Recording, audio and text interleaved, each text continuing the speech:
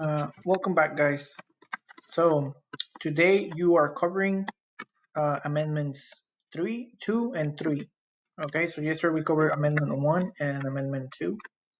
Sorry, amendment 1 and how they got the Bill of Rights. So today we're covering amendment 2, which is the right to bear arms, and then the right or the amendment 3, which says no quartering of soldiers in your house. So this is what you need for today. You need your teacher week 6, day 2 notes. And then you need your teacher absence work day 2.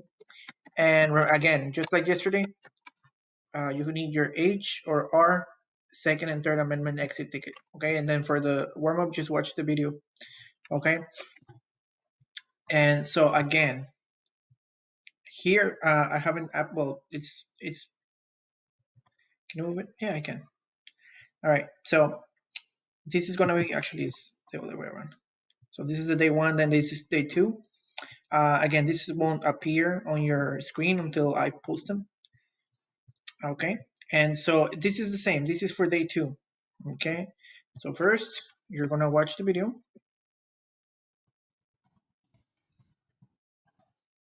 And take notes.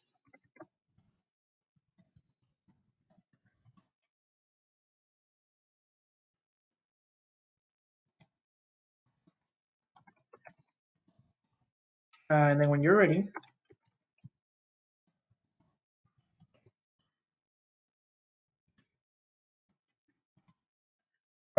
you complete your exit ticket.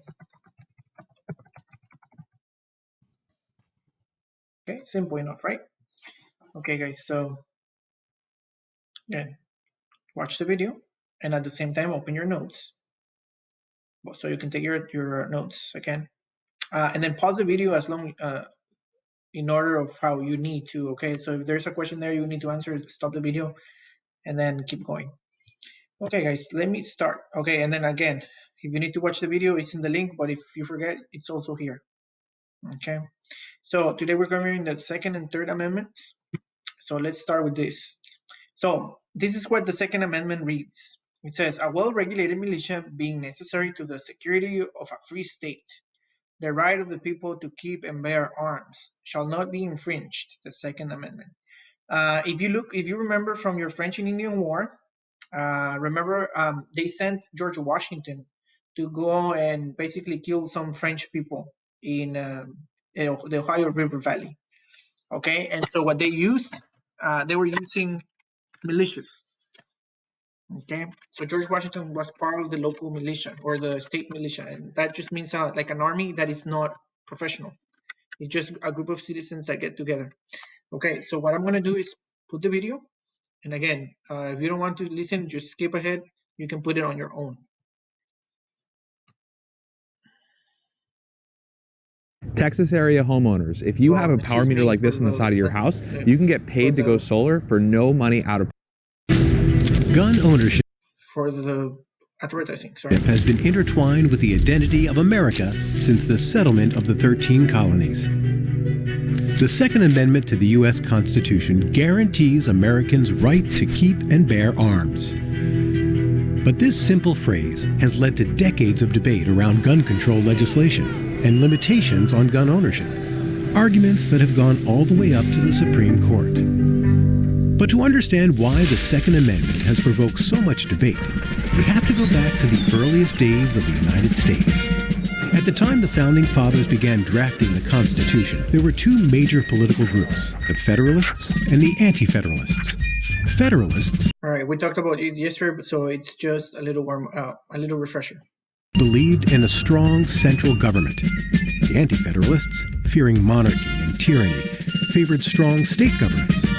This debate also spread to the young country's military.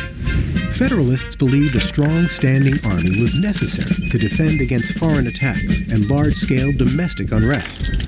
Anti-Federalists believed those attacks could be prevented by states' militias, who could be called upon in a time of national crisis. They were weary of large military forces.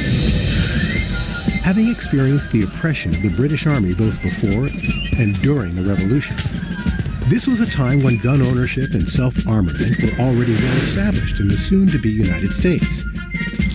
half of American colonists owned guns by 1775. More Americans had guns in their homes than had chairs or books. They had experienced British attempts to control through disarmament. But guns weren't just about protecting citizens from tyranny. Guns reinforced domain over property. And in the South, property meant slaves. Slave owners had a higher rate of gun ownership, and Southern militias focused less on protecting against the government's use of the military to oppress them and more on keeping slaves from fleeing their masters or from outright rebellion. All right, so basically they use the weapons to intimidate black people, okay, in the South. So if they have arms, they kind of have, like, basically they can kill them if they start doing weird things, okay? So they kind of change the original purpose here in the South at the beginning, okay? That's why they included it in the first place. James Madison, a slave owner from Virginia, had all of these groups in mind: Federalists, Anti-Federalists, militias in the North and South, when he drafted the Second Amendment. The Constitution allowed for the raising of a federal army, but the Second Amendment was introduced as a compromise to make sure that this federal army was not going to be turned against the citizenry, striking a balance of power between the states and the federal government. At the time, the Second Amendment was not primarily seen as an individual's right to bear arms for their own protection, but rather, as the writings of colonial thinkers like Noah Webster and Alexander Hamilton suggest, it was about enabling citizens to be part of a collective militia that would avert the use of the nation's military at home. Gun ownership evolved as the country expanded, and differing interpretations of the Second Amendment have developed over time. The Supreme Court has heard many cases involving the Second Amendment, but never established gun ownership as a personal right outside of the context of some sort of military service. That is, until 2008, with the case of the District of Columbia v. Heller. Dick Heller was a D.C. cop who applied for permission to keep his sidearm at home. But because the city had enacted a handgun ban, his permit was denied. The court ruled in favor of Heller that the D.C. handgun ban was in violation of the Second Amendment.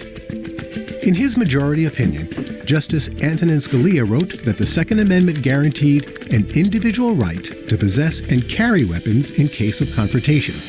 The court did acknowledge some limits, such as firearm possession by felons or in places such as schools or government buildings. This was considered a departure from legal precedent, which had largely derived people's right to bear arms in the context of a militia. The Heller decision was a huge moment in the gun rights debate, as gun violence continues to plague the nation. Some believe that an armed citizenry is safer. Others believe more guns directly lead to more violence. However you see the issue, most can agree that debate surrounding the Second Amendment will continue to rage on. All right, guys, so they go over the history of it. Oh, here it is. They go over the history of the Second Amendment and how it changes, or it changed over The soap has done so much for me. Sorry. All right, let me take this off.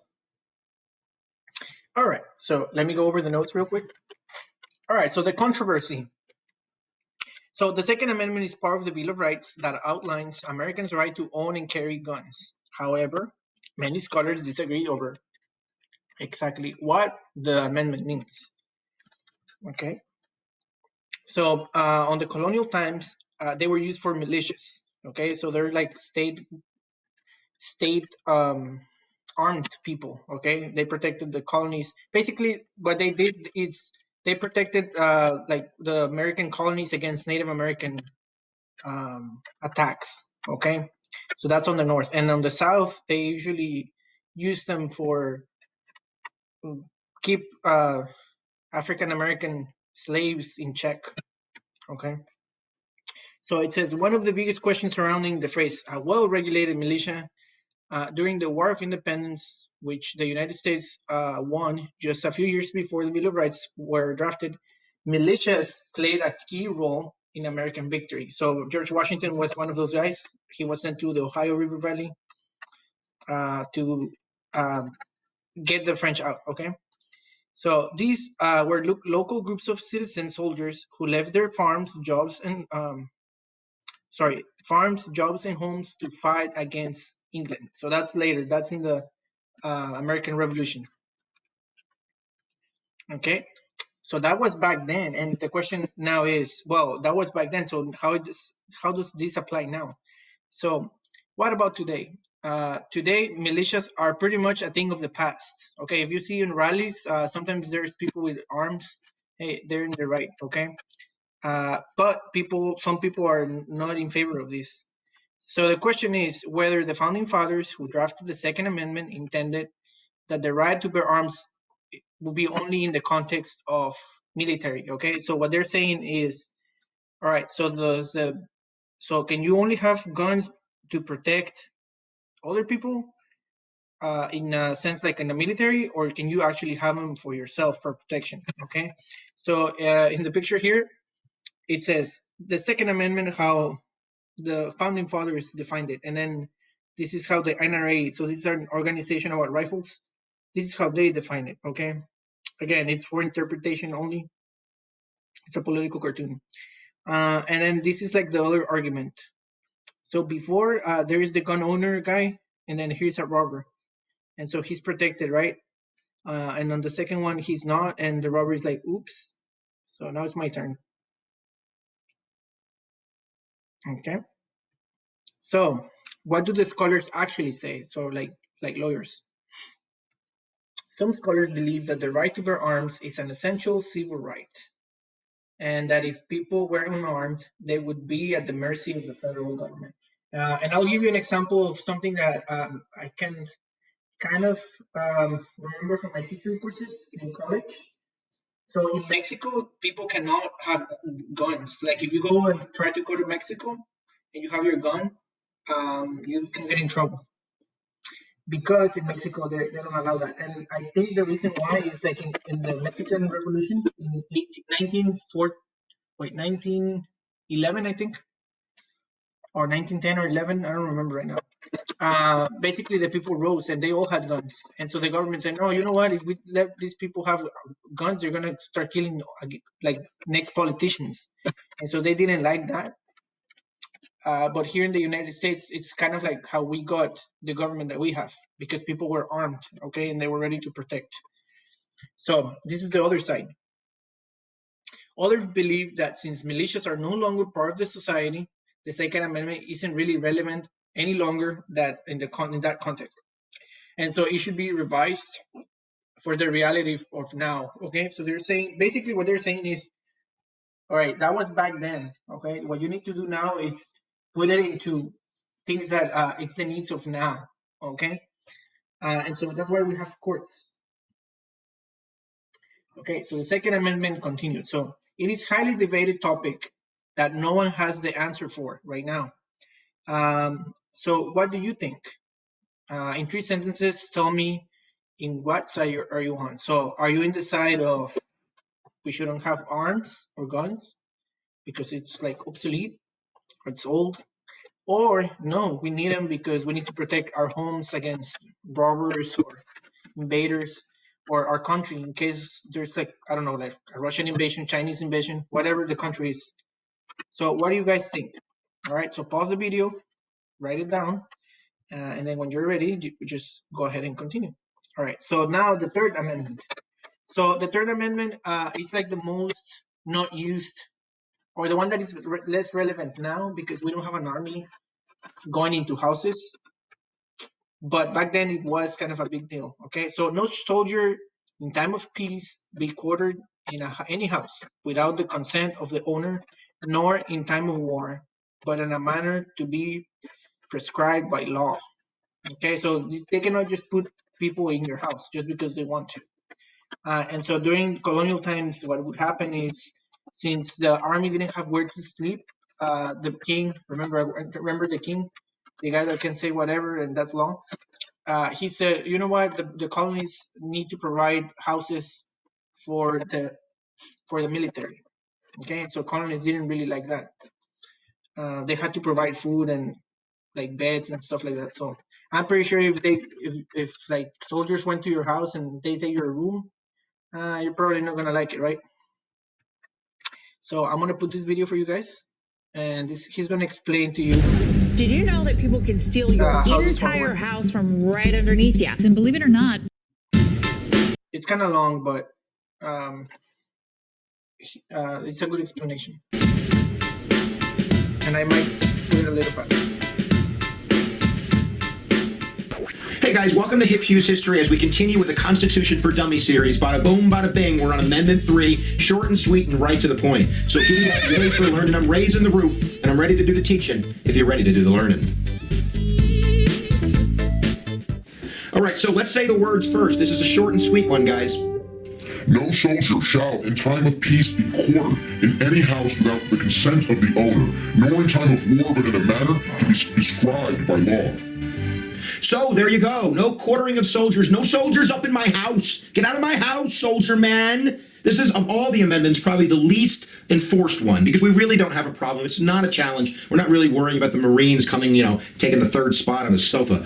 This goes back historically to colonial times. Around 1765, the first Quartering Act was passed out of the British Parliament, basically stating that if the British had run out of room in terms of barracks, that they could take a spot at the inn. At the inn, but I had a reservation, but it doesn't matter because the British got your spot, bro.